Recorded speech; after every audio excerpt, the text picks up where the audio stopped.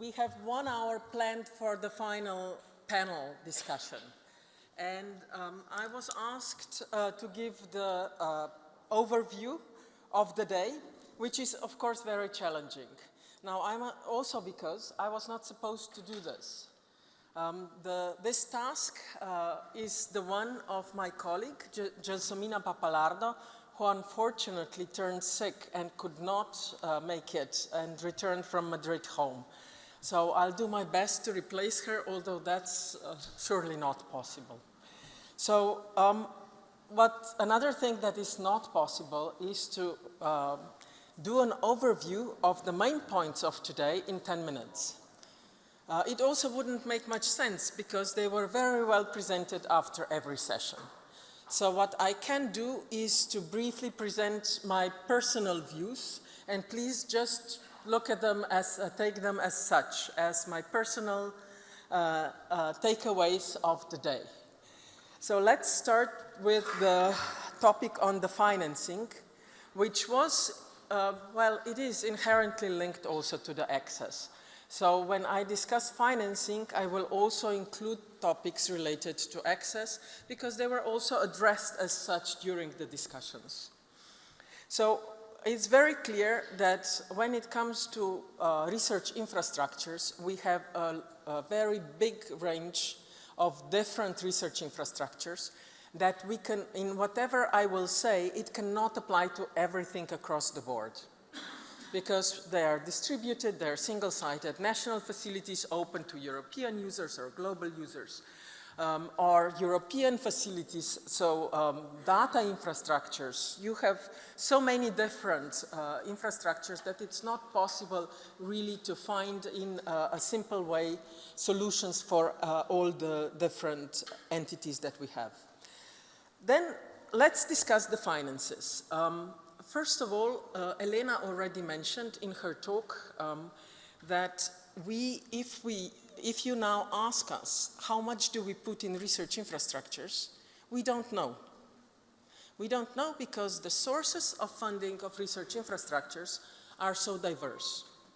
The Commission knows what's in their budget. Countries, currently, very few of them, if any, are able to list how much they put in infrastructures because there are so many different sources.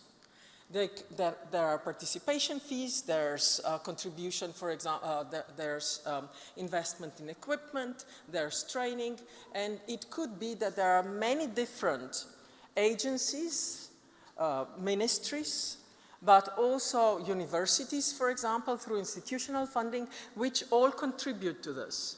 But it's extremely important to have more clarity what is funded from which source in order to plan the contributions better.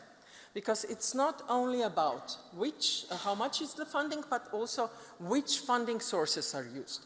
And here I will mention one of the S's mentioned today often, and that's synergies.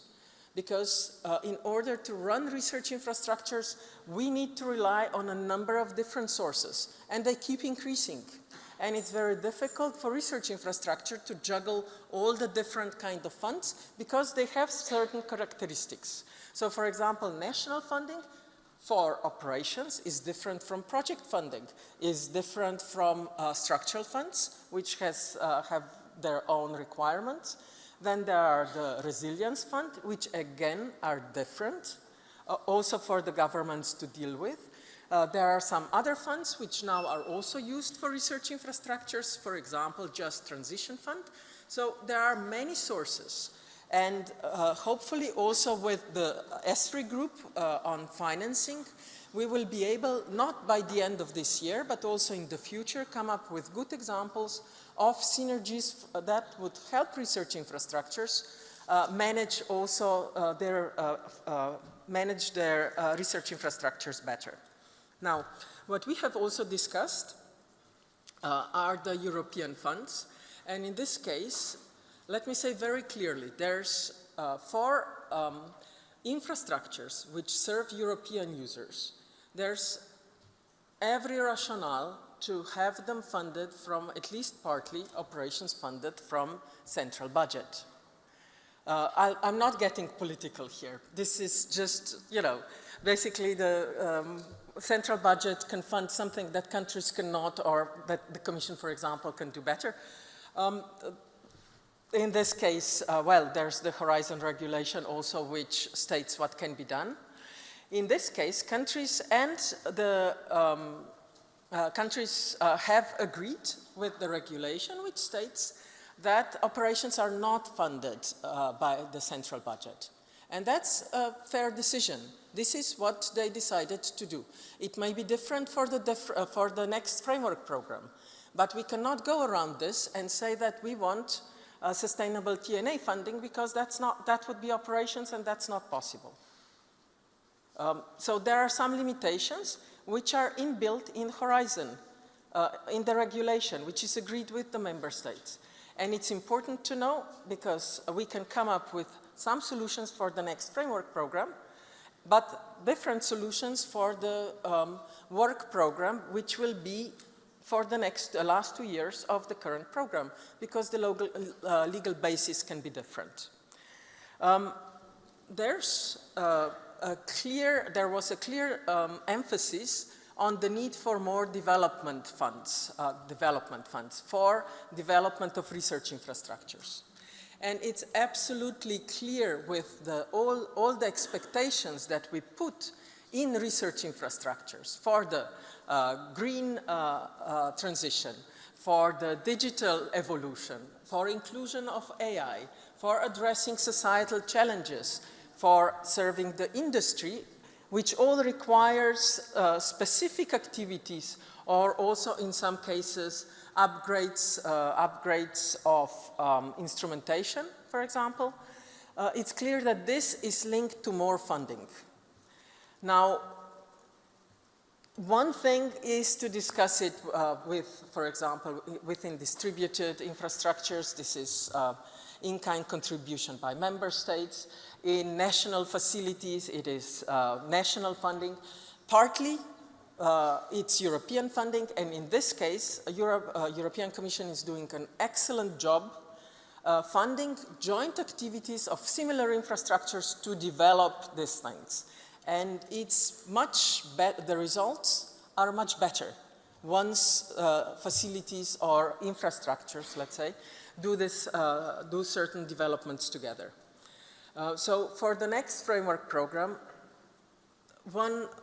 my hope would be, and again, that's my personal, don't forget, I speak not for ESFRI, I just speak for myself, is that we will have more funding in the budget, definitely for the development, for joint developments.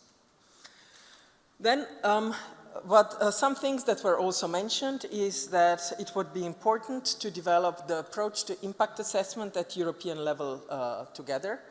And also there were mentions that maybe proposal submission system could also be something open sourced, for example, that would be useful for research infrastructures. Now, regarding access, we lack, again, some data, who's funding access, to what extent, but also, well, what are the sources that fund, what kind of funds are used to fund the access, which clearly is operations.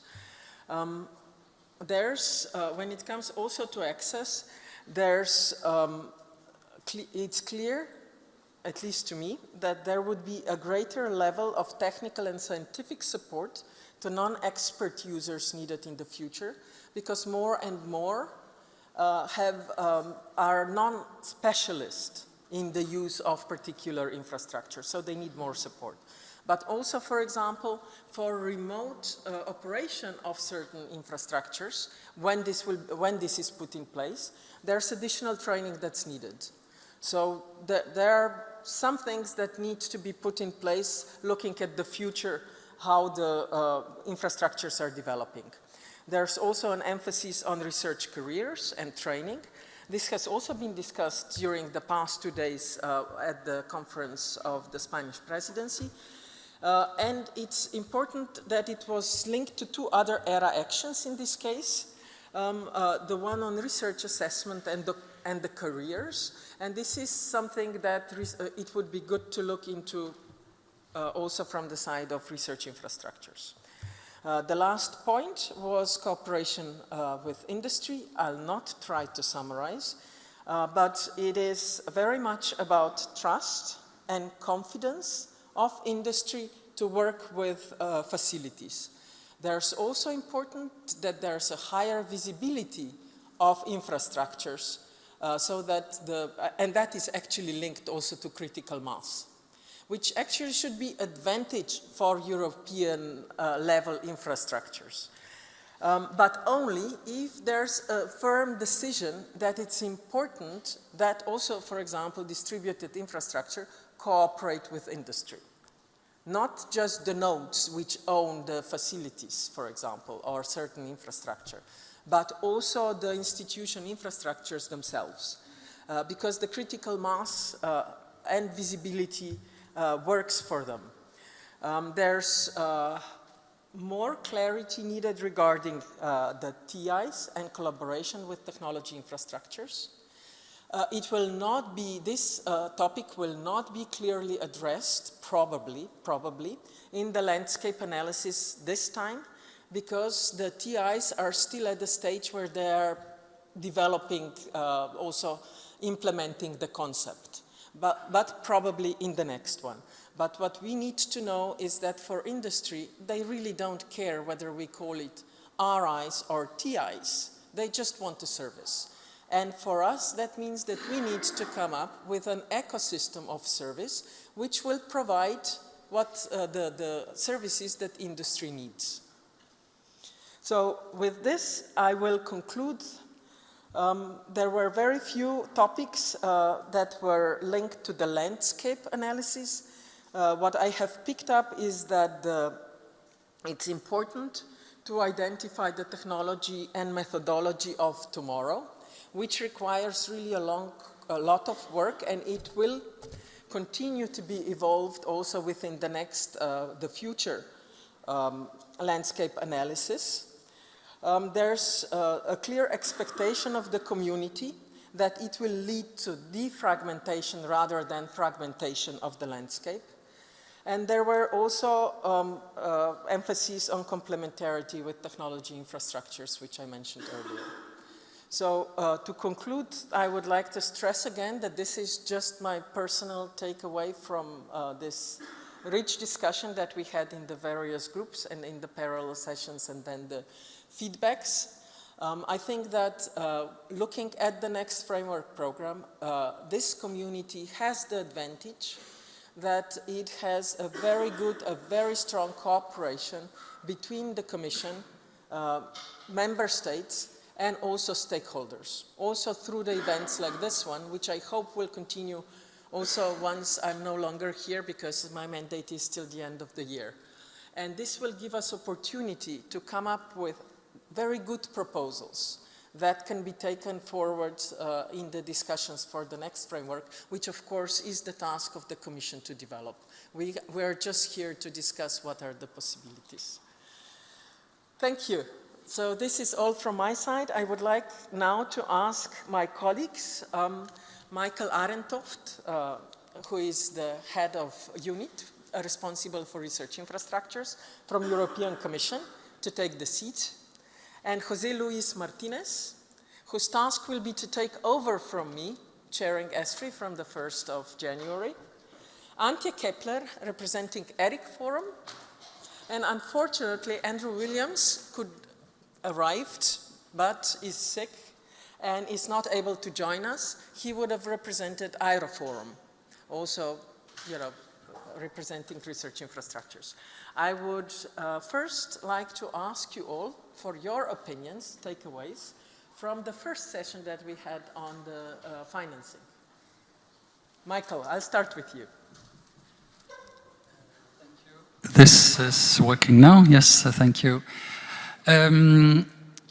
Let me divide my takeaways in two aspects. First, in terms of what I take home from the policy side, what we have learned in terms of funding issues on the policy side.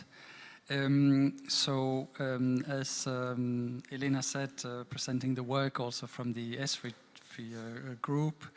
It's about knowing what are the costs, it's about knowing what are the funding sources, it's about coming up with a multi-annual planning or roadmap and then monitoring what is going on. But what we heard also in the discussions is that there are a number of issues. So the first one is, of course, the differences between single-site and distributed types of infrastructures. And this has very practical implications as well, in particular when you look at also support from structural funds, where there are requirements of where the sites are located. There are also requirements in terms of what are the objectives of the infrastructure. They have to pursue socio-economic objectives, maybe in some cases, rather than scientific objectives. And then the issue that you mentioned, what about the operations? Can the funds cover operations? The second issue, which I think was also reflected in the debates, is that it requires a very thorough understanding of what are the phases of research infrastructures that we are talking about, and what are the different elements that we are talking about. Are we talking about funding equipment, or are we talking about funding human resources? And normally the former is easier to get funding for than the latter. The third one that has come up, and this is an increasing cost of research infrastructures, is the increasing importance of data. Curating data, managing data, providing the most advanced tools to analyze the data. And I didn't hear it today, but I have heard in other recent discussions that we're talking about 5 to 10%. And if you look at the whole cost of operations, which I have read somewhere else, it's around 3 billion per year. It's 300 to 600 million. It's a significant amount on this, and is there an opportunity? You talk about synergies, exploiting synergies between how this is handled by the different research infrastructures. And then one maybe personal remark, because it didn't come up in the first discussion, is the international. There are international partners that could also be very interesting, and there are many examples, interesting in terms of funding. And one of the main reasons sometimes for teaming up internationally. Now, the second remark is more on the program side. What will I take back in the first discussion on the program side? And of course, the top one is we need more money. It has been, in absolute terms, it has been a stable budget for research infrastructure since, I don't know what, FP6 probably. I'm looking at people who've been around for a long time, but since many framework programs, the absolute amount has been stable, which means that the share of the total FP budget has been falling. And we will do everything we can, of course, from our side of the Commission to promote a higher budget. We need the arguments, and I think today I have taken back many arguments. Of course, we're talking about new challenges that need to be addressed by research infrastructures. I already mentioned the increasing importance of data, and research infrastructures should be the leaders in handling data and all the processes around it, which to a large extent also are open science practices. So we're talking about new operations also that need an increase in funding. New uses, this came up in several of the themes. And also, now I'm maybe jumping to the third theme, but there is, of course, also the argument of applications beyond the scientific markets, which could be an argument also for an increased budget.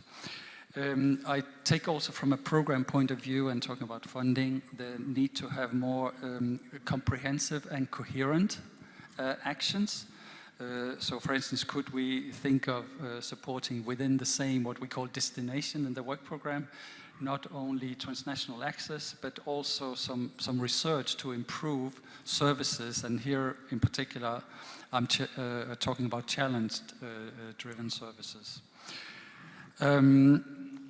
What I take also is that we have to be more precise in the program when we describe the expectations for consortia. So this is the discussion to which extent projects should be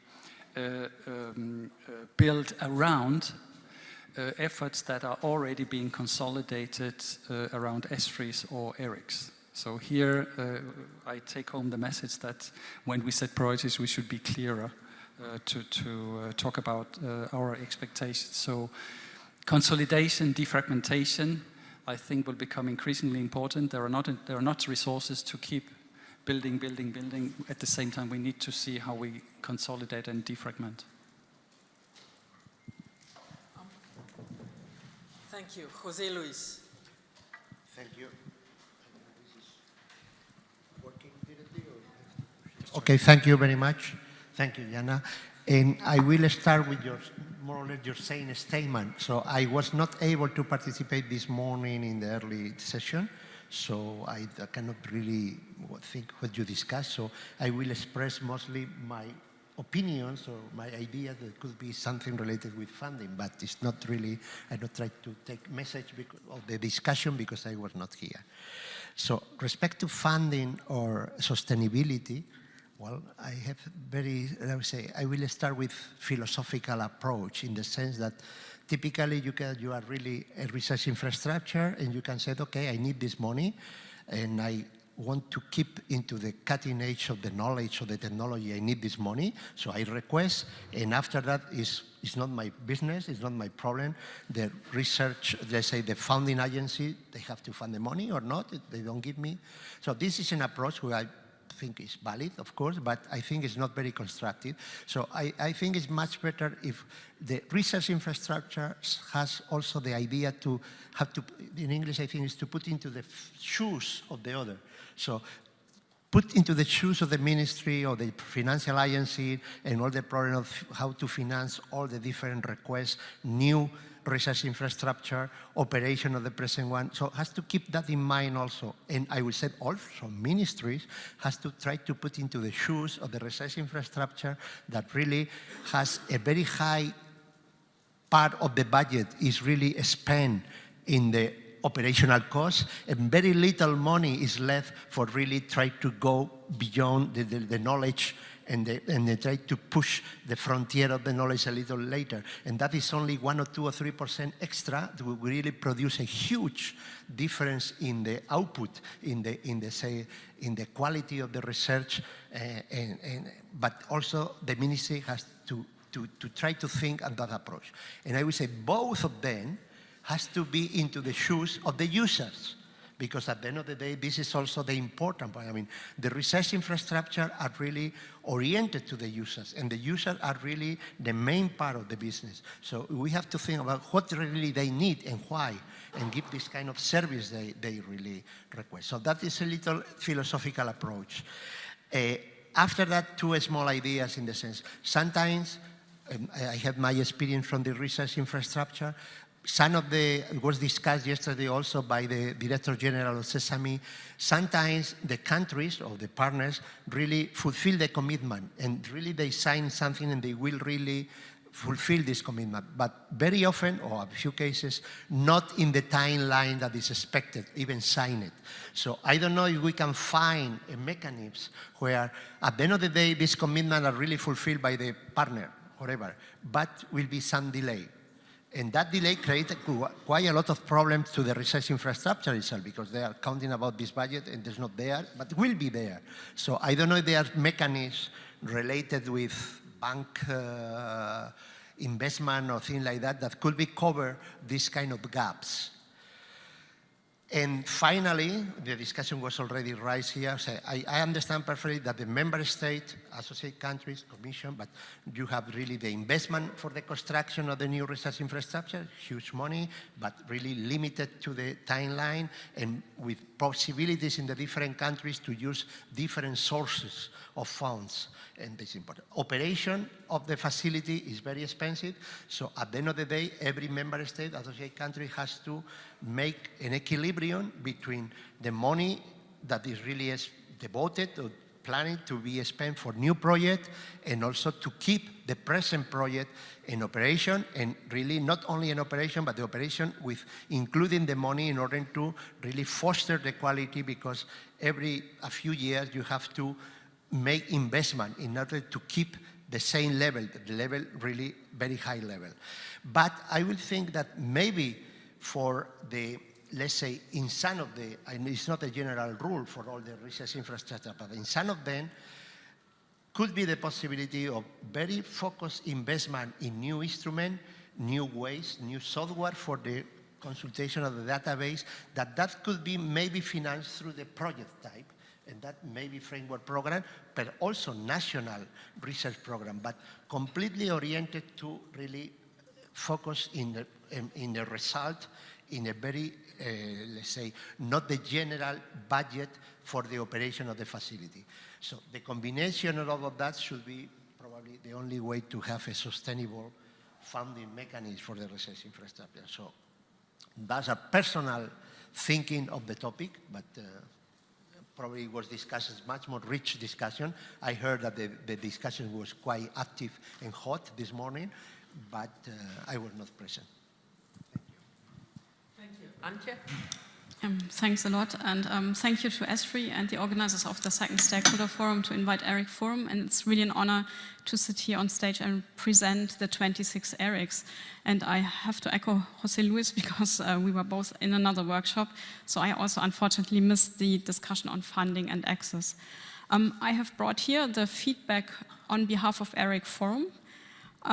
First of all, I would like to point out again to everyone who has not heard about the ERICs, which is unlikely, I hope. It's a very diverse community, so the answers and feedback I'm bringing here, of course, sounds a little bit generic, because we are very different in the way what services we are providing. Some of us providing physical service to facilities, others providing entirely virtual access. Some of us are providing only access to open data, and therefore it's more difficult to interact with industry, for example. Having said that, I would like to bring the feedback from ERIC Forum to the first question when it comes to funding and the next work program and the next framework program. I think if I summarize the feedback in a nutshell, it would be, let's work together very hard on increasing significantly the uptake of our services. There I see the sustainability. And that was my personal expression now, but it's also reflected in the feedback I have here.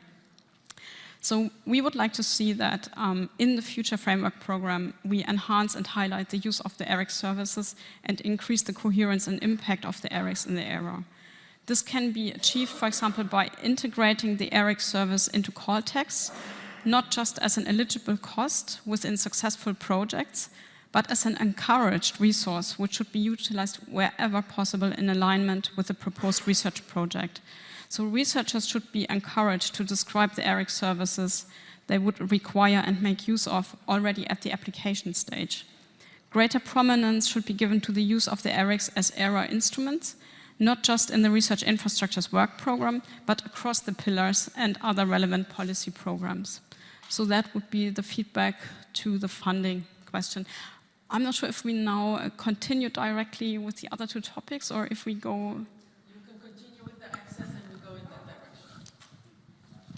Thanks. So I would like to start with a thank you to the European Commission when it comes to the access topic. Some of you might remember that in the past 12 months we had the discussion between the ERICs and the Commission about the question of if when national users are using ERIC services in a national facility that is part of an ERIC, if that funding is eligible or not under the TNA programs, and we could clarify this question, and now it is the case. And this was especially good news for the commercial users of the ERICs, because small and medium enterprises have difficulties in order to get this funding and then cross a border. So that would be the start of the feedback, but then it would be really key of having a consistent grant model with the ERIC acting as sole beneficiary on behalf of the totality of all their service providers, without the need to add individual service providers as beneficiaries or affiliated entities. And we are already working on this together with the Commission in some of the InfraServe projects, are testing different models, and we would like to continue that dialogue closely to see what works or doesn't work. Everyone involved in the InfraServe projects knows this is, well, bringing us all to a limit, but I'm confident we find a way forward, and we would like to invite the Commission to implement this then in future work programs and the framework program. That would also include granting greater flexibility to the ERICs during a TNA project to select services and service providers among their nodes, answering the actual researchers' needs and access requests. So this is sometimes what we're experiencing at the moment, that we have the TNA project, we have the framework of it, and then we have to adapt a little bit to the incoming research projects. And this shouldn't be the case. It should be the other way around. Keep scientific excellence and unfulfilled need as a major access criterion. I don't know if that's me in the microphone with this. Make costs eligible that are not strictly TNA costs, but are linked to the delivery of a service in the context of a TNA project, such as measures to alleviate legal, regulatory, or language barriers. And finally, please keep also the possibility that we can have international access in those, as part of those TNA projects. That would be the feedback on the access.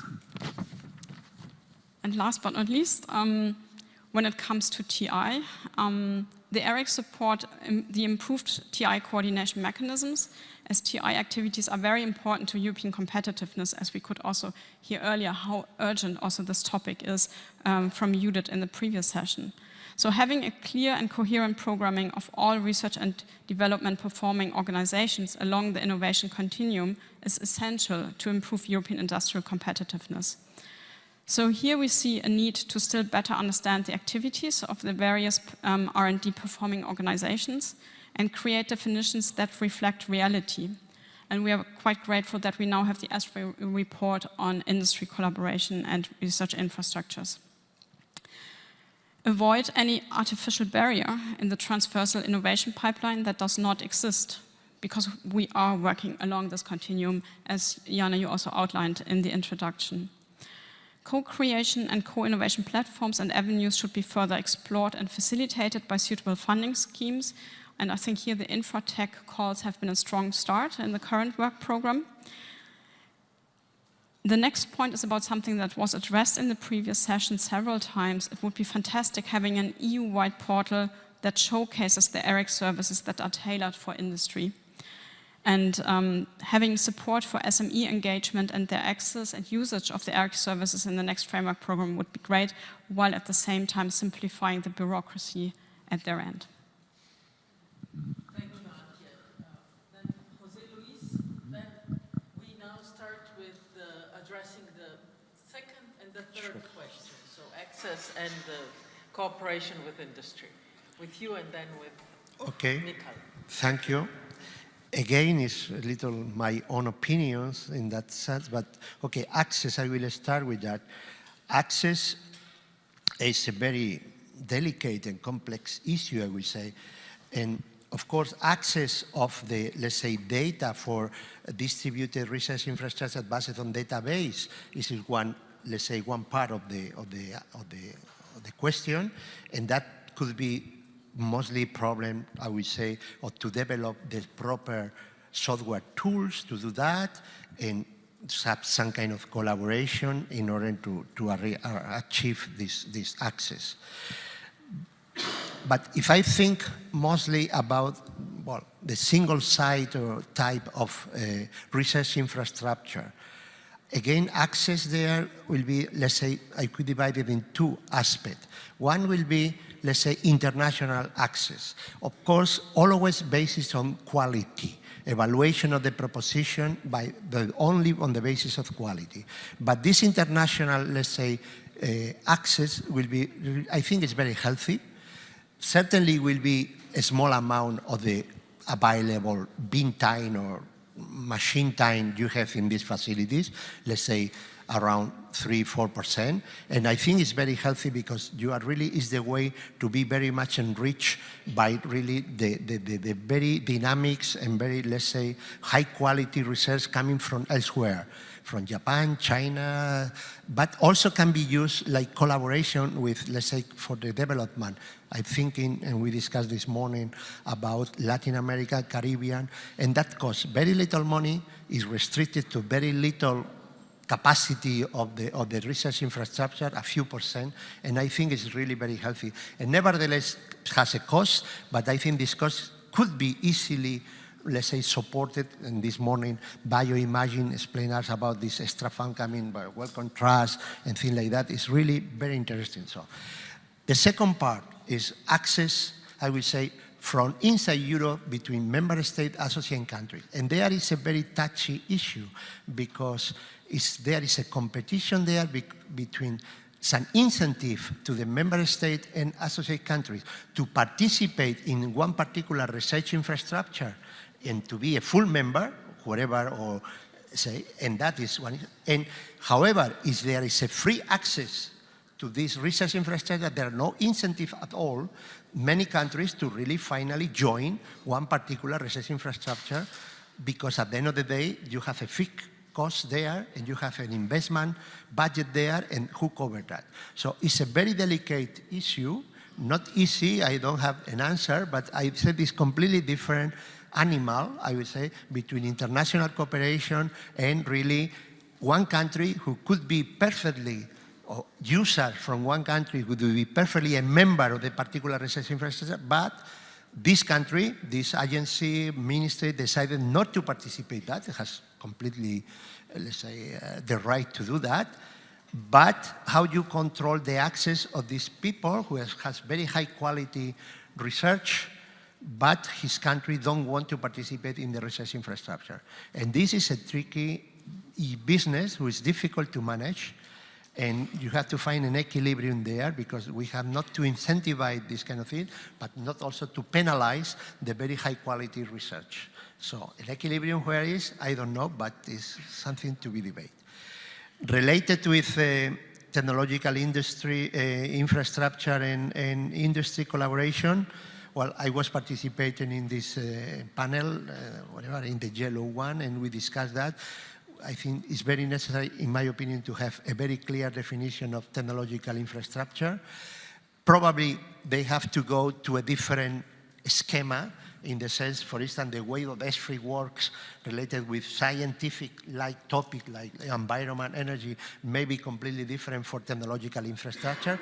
Maybe one approach there related with technological or industrial approach, aeronautic, pharmaceutical, or whatever is much better, and should be, we have to find some kind of parallel between both worlds. But of course, should be very, very interesting. It should be a strong collaboration between the two sides. In some cases, it's already happening, because many research infrastructure is doing a development of new product and new technologies, thinking in different areas. But should be, this has to be probably increased and probably better organized with some kind of, not, I don't say rules, but at least common grounds, in order that everyone goes to a win-win situation. Thank you. Thank you. Mikael. So first on access, and first on the policy side, what we really need to pay increasing attention to on the policy side is the increase in non-expert users, which requires increased both scientific and technological support for these users. Secondly, the problems also are becoming increasingly interconnected, and so their complexity also increases. It means that the support for access needs to be thought out on a longer-term perspective. Speed is an issue as well, so also faster, and of course remote access is a key factor in that as well. Thirdly, and I mentioned that already for the first theme, is the increasing importance of data and data processing.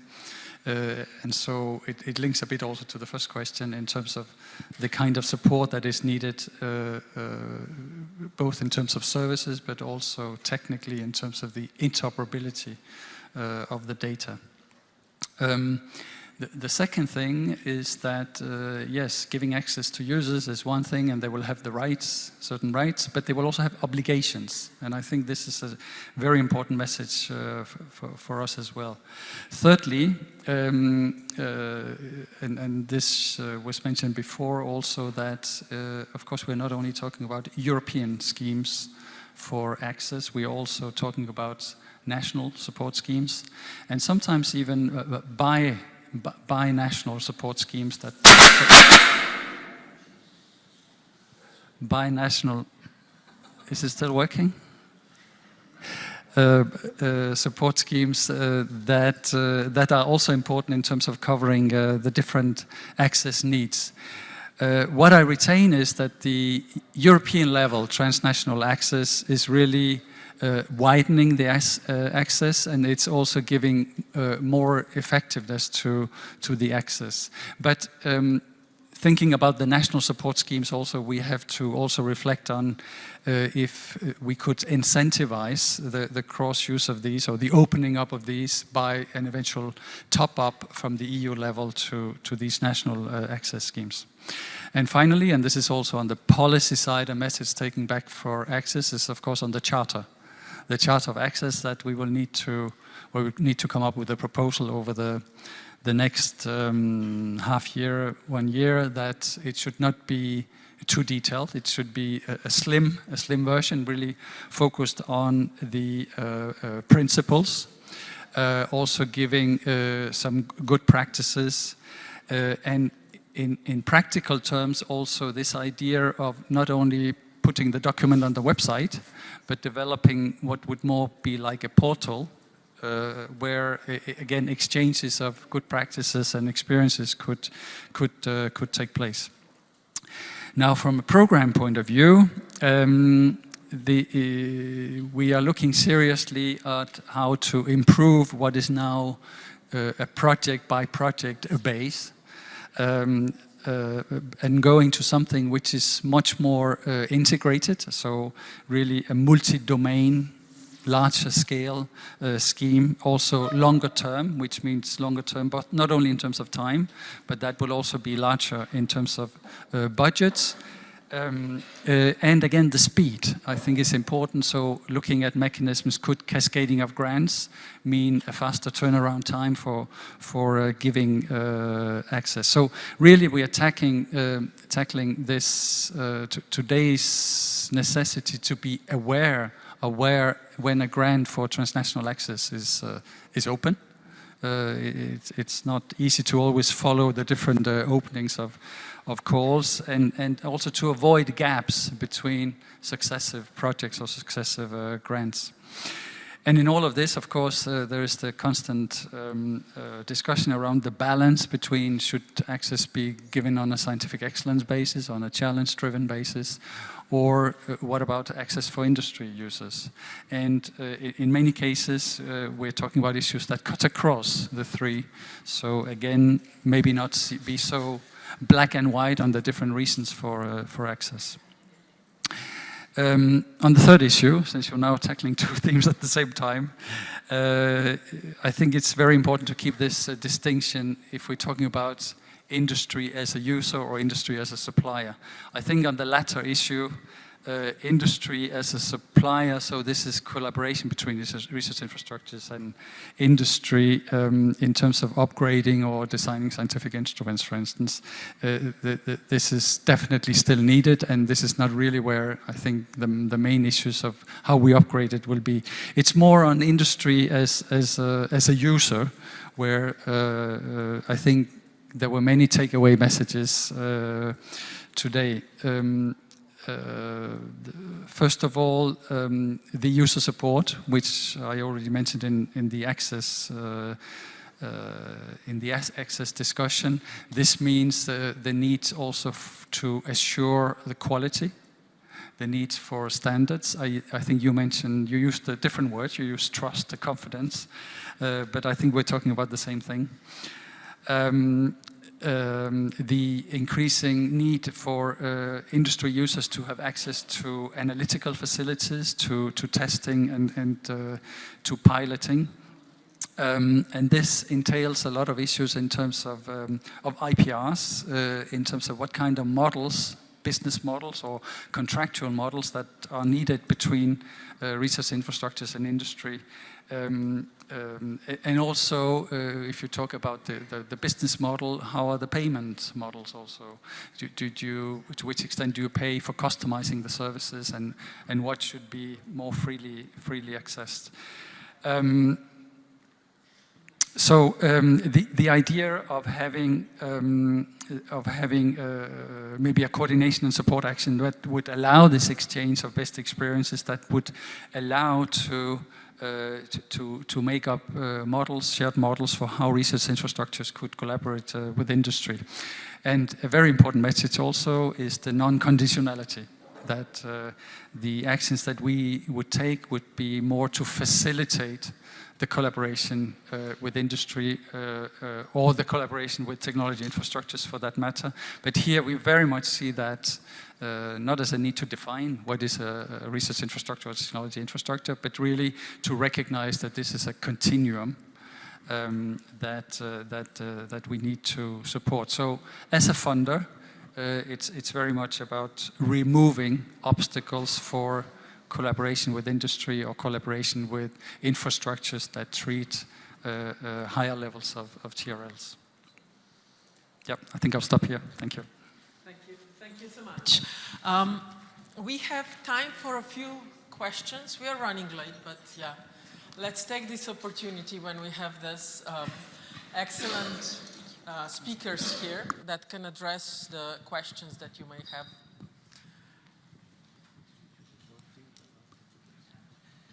Oh, yes, Antje. Yes. Sorry.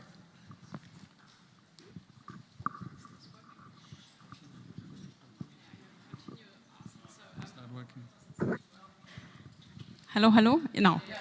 Okay, I have two comments. The first one is about the question, what is the incentive for a member state to join if their researchers anyway have free access to an existing infrastructure?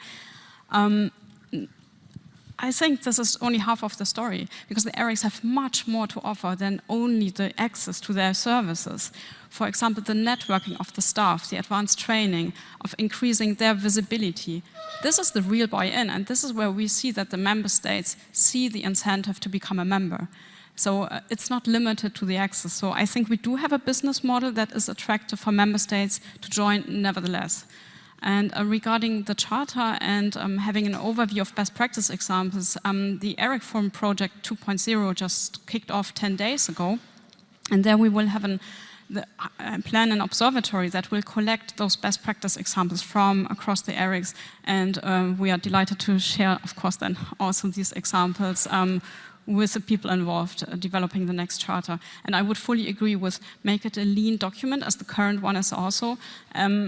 I think that the leaner it is, the more it will really make sense to the users, because they won't read 20 pages to understand what we're talking about. Thank you. Jana, you gave us the opportunity as participants for this conference to send you input beforehand. We're really grateful for that from Helmholtz.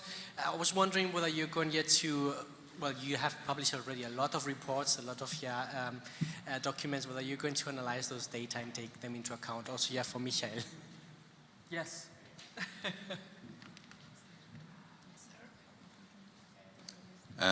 You advised more funding for development. Could I ask you, whoever asks the question, please present yourself and tell us who you are addressing the question to. Thank you. Okay. Yeah, I'm a bit new here. I'm Tord Ekelhoff, Uppsala University. And I'm addressing a question to you. You said you advised increased funding for development in your summary. And my question is, in the new framework program, whether that is for developing new infrastructures, research infrastructures, or develop further those that already exist? If that's a question addressed to me, I should say that ESFRI is not a funder.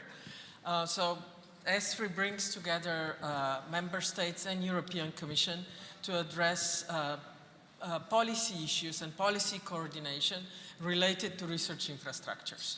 Now, when we speak about, when I mentioned that there's ample of need, let's say, to fund further developments of research infrastructures, that works for both, for new ones, which continuously, with the new roadmap, for example, which will be published, the results of which hopefully will be published by the end of 25, there will be new research infrastructures entering, and their development is heavily catalyzed by, their establishment is heavily catalyzed also by European Commission, and also on the investment side by member states.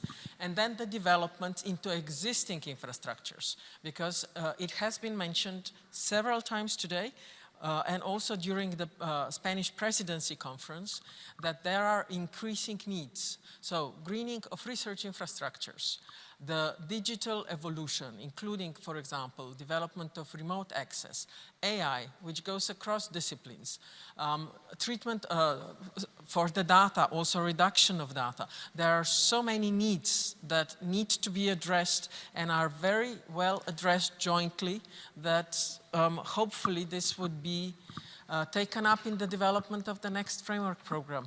I mean, that's up to the Commission, but personally, I see a lot of added value in that.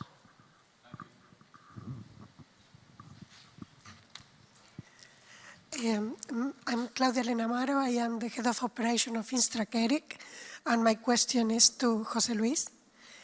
As you were talking about the philosophical aspects and changes, one great opportunity of meeting together here in person is that you get to discuss things in a more clear way when you are in person than when you get questionnaires. We get a long questionnaire from ESFRI, and sometimes the questions are difficult to answer. With the best will in the world, we find difficult to answer. And I believe that meeting together or in a small group may be an easier way to get information. We are such a diverse community. And then I was wondering, when you start in January, what is your plans for getting information out of us? It's a difficult question, I will say, but yeah, I think, in ESFRI has been a lot of work in the recent period, and Jana made a tremendous effort, and it was really difficult, let's say, and I know perfectly that really this kind of a stakeholder meeting was done in the last 2 years, the previous meeting in Belgium, in Brussels, and this meeting today. I think we have to progress in this line. I completely agree that really the system is much more, because I will be very honest, in the beginning when I talk about a stakeholder meeting, I said, what is the meaning of that? I mean, what is a stakeholder? I was very literal. A stakeholder means you have a share of one company. So, but in that case, every research infrastructure has the stakeholder, who are the owner, who really meet into the council or whatever.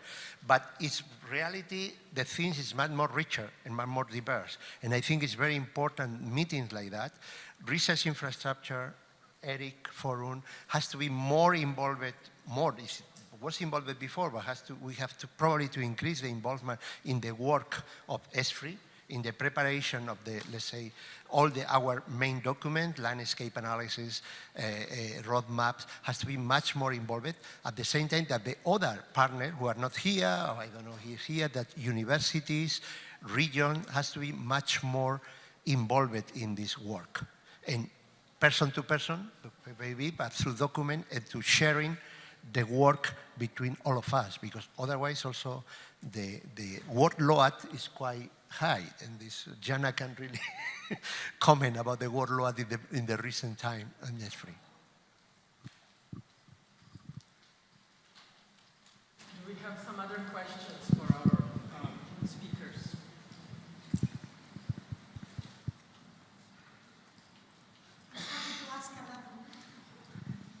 Yes, we are exhausting the time, but yes, go ahead. Oh, no, that's fine. Go ahead. Another, I gathered that Antje and José Luis missed the morning because they were in the EU-LAC meeting. The collaborations with Latin America has been very rich. For Instruct, we have a fantastic collaboration in the frame of the project ResInfra, and access between international access is an important topic for us. we were able to offer very limited, as you can imagine, international access, what the funding, our funders allow us from our contribution, our fee contribution. Then I was asking Michael here if the Commission has any plan to extend or to help to go global, as we were talking Monday and Tuesday.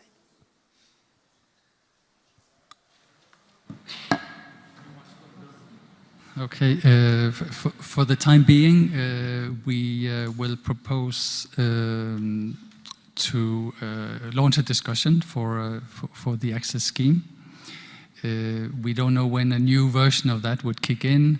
We could hope it would be in the last year of Horizon Europe, but definitely something that we need to have a thorough discussion about before we propose what could be more effective for FP10. In the meantime, we will continue what we have today in terms of access schemes. I'm not sure we'll structure it the same way as we did for the first 4 work programs, but definitely the international access is also part of this discussion. So I would like to make 2 comments. One is that still having the ERIC Forum hat on for a second, that I think we also have to tell the other side more often that they have to fund the user access as well. Because it's often this expectation that we have the EU-funded TNA projects and they are waiting and pick it up. And so this morning I made this comment that if in Uruguay, Brazil, Argentina, they just add 3–4% on their access schemes for international user access and make that possible, that would really change a lot already. So it has to be reciprocal, and I think that's also a keyword that has been coming up more and more often. Now I changed my hat to global bioimaging. We were very lucky that the activities of transnational user access are also recognized by other funders, private funders. And Wellcome Trust recently launched a project, a pilot project, together with Global Bioimaging for cascading grants to enable now international user access for researchers from low and medium income countries that can then use this funding that is coordinated by Global Bioimaging to access in their own country imaging facilities or to go abroad wherever, from Nigeria to Japan or from Australia to Canada, or also to Europe to use the European research infrastructures. So this is something new, but I also would like to give you the message. Other funders are starting to see the strategic approach of European research infrastructures and are getting very interested, seeing us maybe as competitors from time to time, because we are very strong as we are in this coordinated way, but also about using us for their strategic investments. Thank you. So with this, I will briefly conclude today's meeting by saying, well, there's not much to add. Let's just say that 21 years ago, ESFRI was established, and it gave home to a flourishing system of European research infrastructures. And on top of this, we have a very strong national infrastructures, which are several of them also open to European users or the ones open to national users. Now, after the 21 years of these activities, it is really time to look back and also think of how these activities these facilities and research infrastructures are supported in order to deliver the best possible services. Because this is what we honestly, I strongly believe we need, and it is our advantage in Europe that we should use as our competitive advantage against, well, in the global competition. We do have excellent research infrastructure. We need to find the best way to support them, and they will deliver the best possible services to various users, including industry. Now, I'm happy to say that we have this financing group now that Elena is chairing that will continue its work also after in the mandate of José Luis. And I strongly believe that it's extremely, well, very much needed to elucidate what are the resources needed, and what are the right instruments, and what is the combination that's available. And in addition to this, we have this stakeholder forum where we are meeting today, which gives us the possibility to really discuss jointly in which direction to go. Now, with this, I would like to say that I thank you very much all for the honest contributions and discussions today, which will enable us to have unbeatable system in Europe. With this, I conclude this forum. It's my last one as ESFRI, and I would like to thank you very much for your participation and engagement. Thank you.